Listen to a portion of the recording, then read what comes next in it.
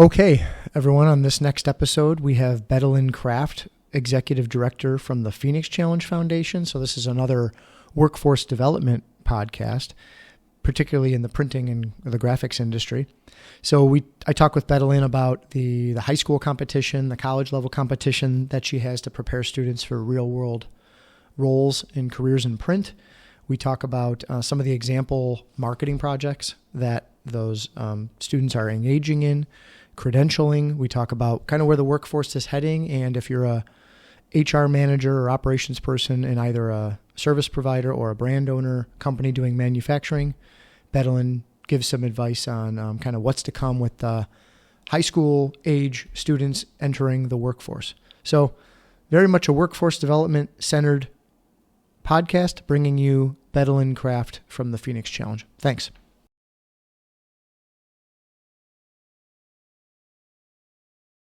Well, welcome again to another episode of the podcast, and we've got another in-person here. We're back at the TapeCon headquarters. Our last podcast was off-site, so we're back at the TapeCon headquarters, and happy to have Bettylyn Krafft, Executive Director of the Phoenix Challenge Foundation, and I can't remember how long we've known each other, but it's turning into some years here. It is. But this is your first time finally getting here. So I'm so happy to have you on site. And we had a chance to walk around the facility, and you've had several meetings around our community related to workforce development. So this will be, more workforce development. This will actually be the second person on the podcast with workforce development, because we had someone from Goodwill on earlier. So I guess we're back to the workforce conversation. So Bettylyn, welcome. Thank you to TapeCon. For having me. And so the Phoenix Challenge, there's probably a lot of people that don't know what the Phoenix Challenge is. Can you maybe introduce yourself, talk about what the Phoenix Challenge is, how it was created, how you got involved, and what is the Phoenix Challenge? So my name is Bettylyn Krafft. I have had the Phoenix Challenge this is our 28th year of having the high school skills part of it, the competition. We incorporated finally in 2003. I guess I should start by saying the Phoenix Challenge was actually started by a high school principal who wanted her students to compete with other students in flexography, hands-on flexo. I judged the first 2 years. She got ready to retire. And then from there, I decided that we had so much more we could do. So I went to Mr. Harper of Harper Corporation.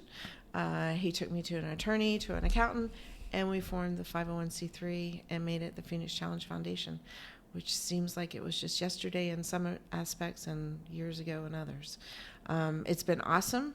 The high school teachers had an amazing experience with the competition. We've put a lot of kids through the competition. Some go right off to work, and then some go into college. We created the college competition 10 years after the high school competition was started. And it's a whole different avenue. The high school competition is a 2.5-day event. They compete in math, prepress, plate making, knowledge test, and then on press, where they have an hour and 45 minutes to mount 2 printing plates, register them, and then print what we call sellable stock. And then they have to clean up the press and get it ready for the next team. So in the industry, that's pretty good. That's really good, actually. Then they go on a tour. They go through what we call flexo experiments. They get to see things that they wouldn't normally get to see in the high school program. The other part of that for the college is a whole different ballgame. They take it from, they have to work with a nonprofit or a small business to rebrand them, and then they take it from rebranding all the way to flourition, up to 3 printed products that have to be done through flexography. So it's a wholly different thing. And then they have to create a book, a technical book, which is usually around 150 pages or so, which has things like how did they control their ink color, how did they do their inks, how did they market, just the whole bottle of wax. So it's been really cool. But now our focus is we do the competitions, and we help high schools and colleges set up curriculum. And we work with them to expand to have hands-on flexo in their classroom, which has probably been the biggest part of what I've been doing lately, and a lot of workforce development. How do we create the pipelines from the converters, or from the high schools to the converters or to the suppliers? How do we create that avenue, and what does it take, and what does it actually mean to do that? Because after they graduate, then there's some things that they continually need help and mentorship. And so that's what we're building on right now. So there's a lot to it. Yeah, and obviously we've been members of the FTA, the Flexographic Technical Association, since 1973 or something like that. Yeah. So I think that's kind of where I first heard of you, but I know you're active in all areas of other print, not just flexography, but there's other areas of print. And then, of course, locally, McKinley High School. I know that was on your tour here. Yeah. So it was really exciting here locally in the Western New York area to get McKinley High School kind of onboarded in, and in the train the trainer program that you guys did, where that we flew a high school teacher from the career and technical education program here at McKinley to a train the trainer event with other teachers. Can you talk about that a little bit? I mean, because they all converge, and it's like the trainers get together and align themselves also, right? Yeah. So in the high school competition, we found it was kind of necessary to take another step of that and take the teachers and put them in a classroom. And at first it was kind of just to let them, what do I want to say, not put as much pressure on the students who were really nervous as it was. So we took the teachers and put them in a classroom and started teaching them things that they couldn't normally get. So we bring in suppliers, and we have them tell me at the beginning of the year, what do they need and how, and then I bring whoever in to teach them. We also hold one in the summer too. So we have them come down for 2 days in the summer, which is really nice. And it gives them a chance, because graphic arts teachers are very different. They don't have the support that they need, and they don't have the background that they necessarily need. And that, to me, is a good way to have them melted together. The other thing we have is a chat, which has all the teachers on it. So it doesn't matter what their issue may be in the classroom, they can talk to each other, and it formed a unity. So we have a really good alumni group there too. Yep. But I mean, you're in essence bringing industry to Yes. the high school and college curriculum, where sometimes they could just be siloed in their own little world, but you're really bridging industry engagement into the curriculums at high school and college, right? Yeah, and at the high school event, it was really cool because it's judged by all industry people, and most of them are involved in the FTA. So we usually have some pretty high-powered people there, and it's really neat. And the kids get to engage with them and do networking, and that's, to me, one of the most important parts. And I was at one of your golf tournament events, so I had a chance to see the college setups. Like I think I saw like Appalachian State, I think I saw Clemson. There was different colleges, but right. But and of course I got a chance to kind of browse the work that they did for these kind of like brand kits where they kind of adopted a company, and because obviously people listening to this podcast may be on a product team that are developing a product for the first time or reiterating it or refreshing it. And can you talk about, I guess, the approach that when I saw these presentations, I mean, they were professionally done. Yeah, they are. These kids did an unbelievable job. Can you maybe talk about an example of one of those projects, or just what are these college students doing for the brand owners in some of these projects? Well, I mean, when you think about some of the projects over the last few years, we've had what do I want to say? Candy shops, tea shops. We've had small businesses, produce stands, but they'll take them from what they were doing, and maybe not what they were doing correctly, but kind of massaging it and showing them the light, as they say, on what a good marketing campaign can be, and then what they can do through the basic parts of print, how they can incorporate that into their business. And I'm thinking about one place in particular. They were a specialized chocolate manufacturer. They increased their sales by some of the things that the kids did, which was containers, it seems like they were doing tissue paper. I mean, they did all kinds of unique things. So it was really nice. It was really nice. We've seen some growth.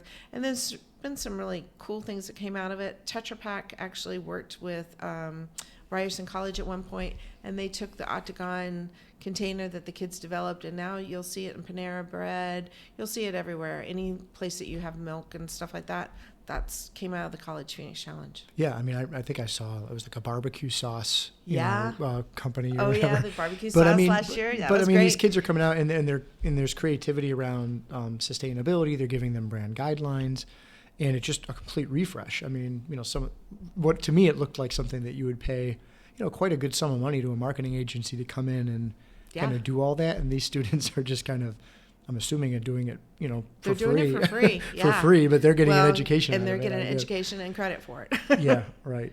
Yeah. And so, I mean, in terms of maybe taking a step back to the print industry, and we're talking predominantly graphics printing, because I know obviously here at TapeCon we're doing functional print and graphics, but we're really just talking more graphics at this point. When you take a step back from the industry, can you talk about maybe where the industry is going in terms of workforce, some of the headwinds or tailwinds? Yeah. And then I know there's that Print is Everywhere campaign that was kind of done. Maybe awesome. Talk about what you see the industry doing to address not only the current, maybe some people are constrained with workforce now, but I think most people know that it's going to probably get worse before it gets better. Yes. So there's a lot of, I think the smart companies are getting ahead of this and looking to build talent pipelines and more of a systematic process of bringing talent in, as opposed to just kind of like, oh, we need people, and then posting jobs, but really looking to nurture a talent pipeline. So one of the things I'm working strategically with several companies right now is to find out where their greatest needs are. And then we're searching for high schools in the area to create that pipeline, like we did at McKinley. I think people are starting to get ahead of that. And I think that we're going to see a lot of less people coming into the industry. We are in what they call the cliff, and it's a population cliff. It's nothing that anybody can really do anything about. It already happened. So probably for the next 4 or 5 years, we have a decrease of 18-year-olds coming into the workforce.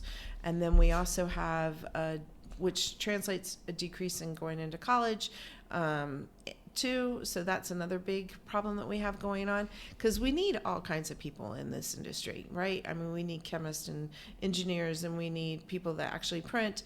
We need quality control, marketing, sales, you name it. So what I tell our kids as we're getting them in, I'm like, learn the process and dream the job, and you can do whatever you want to with that.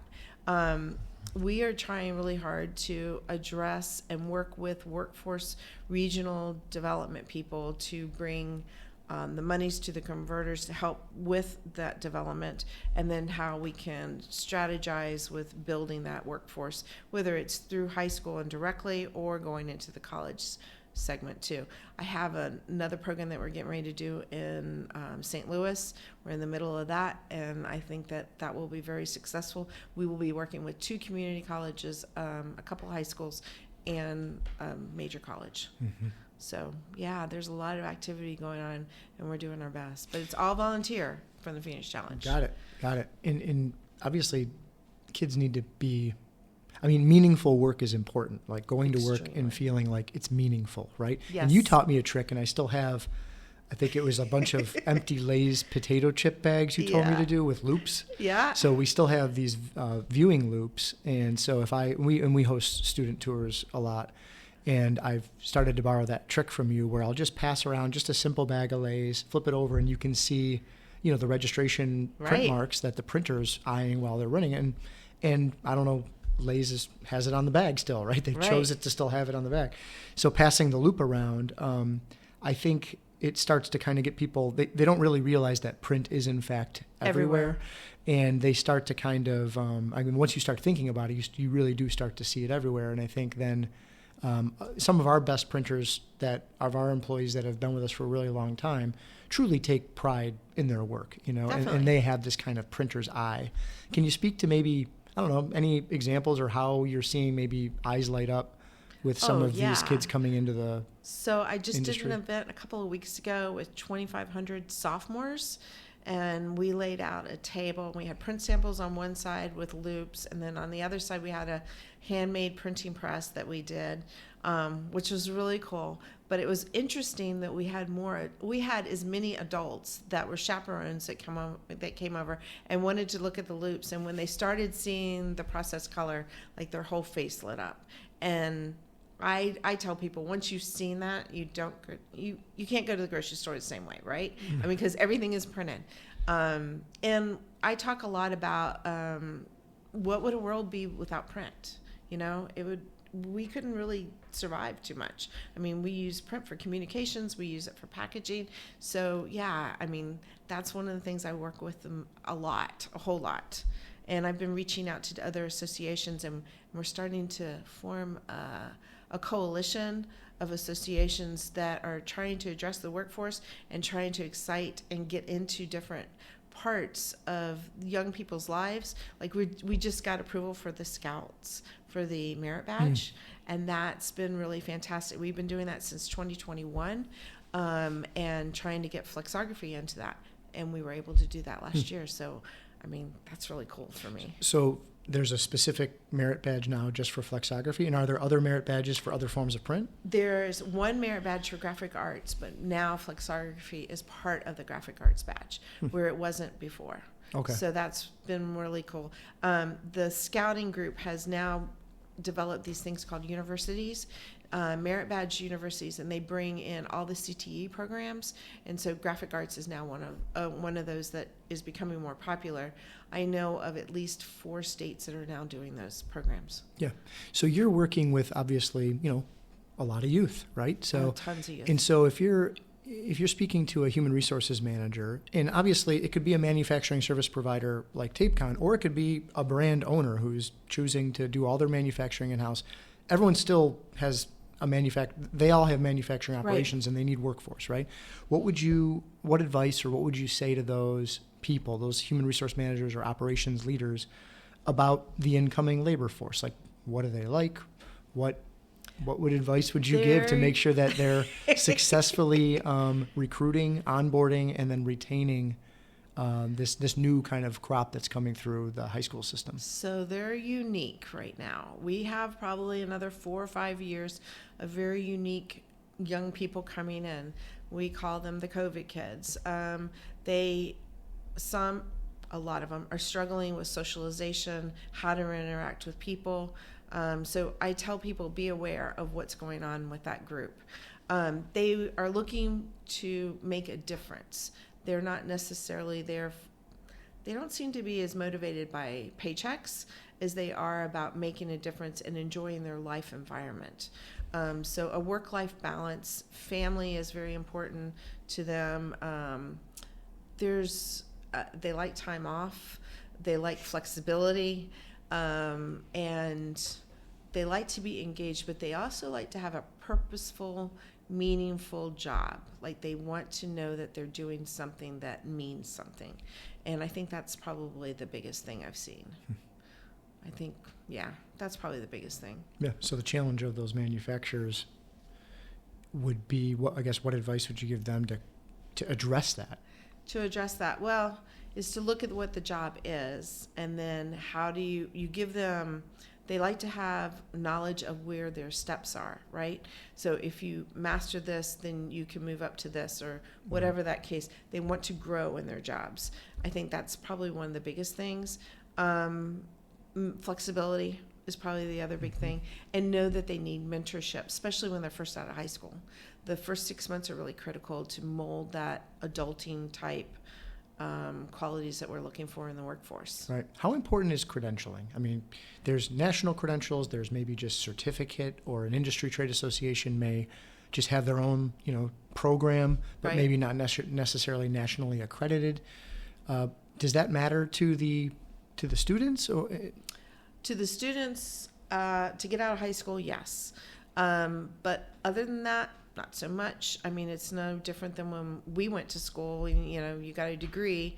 The first year or so, they look at where the degree is from, maybe, and the fact that you finished was a good thing. I don't know that is important to the students, but I do know that it's important to the school systems right now that they have a third-party credentialing, which is what we're working on right now. Okay. So that is my list of questions, Bettylyn. Is there anything else that you want to maybe add or close with? I guess. I like this question. Is there a question that I should have asked that I didn't ask? No, what I always tell people is get involved, engage, look and see where your youth is and mentor, because the biggest gift that we can give to the next generation is our talents and our gifts. And I believe in volunteerism and mentorship, and I think that's what we have to do the most to build a workforce and to bring them into the workforce that we're also passionate about, you know. Mm-hmm. I mean, I love flexography. It's what I live and breathe. So I love to share that with other people. Okay. Well, thank you, Bettylyn. And I think that's a wrap. So all right. Thanks for coming on the podcast. Thank you very much. Okay.